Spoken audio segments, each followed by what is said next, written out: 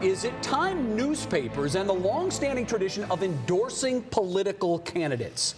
In fact, that's our What's New question of the day. We want you to weigh in on it. You can go to WKYC.com/vote now to weigh in on whether they should end this practice. And Betsy, this is in the news today because earlier today, the New York Times announced that it is endorsing not one, but two candidates for the Democratic presidential nomination. It seems kind of counterintuitive. It does, doesn't it? I mean, the whole idea is to go out on a limb and to give an endorsement, separate one from the other.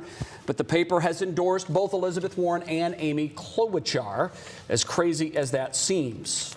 Now, that gets us to our talker. 3 News reporter Mark Namick is here. Mark is here because he's a veteran of the newspaper world, 19 years as a reporter with the Plain Dealer, knows the practice very well of newspapers endorsing political candidates.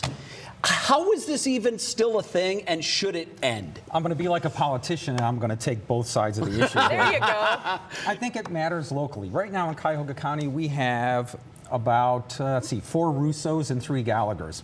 And editorial writers take the time to get to know the difference. Okay. And that can mean a lot. On the presidential, we don't need to tell you who to vote for. There's plenty of information out there on those issues. And I think I just finished reading that article, by the way, 3,500 words. Yeah.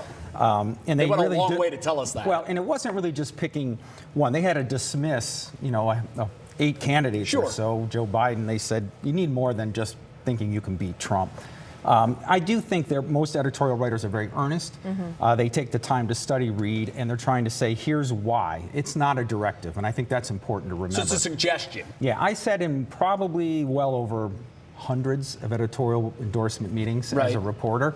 So I think it's worth it. I have to defend it, so I'm taking both sides. All right, I will say the numbers show that the trend is going away. In 1940, about 87% of papers offered political endorsements for presidential candidates. That was down to about 30% by 1996. Yeah, well, we don't always get to do that, though, because as journalists, you're supposed to play the game of being on both sides. And that's the whole thing, Let people decide for themselves. And that's what we're about to do with this political season coming up. You have to vote, though, for sure. Yes, you do.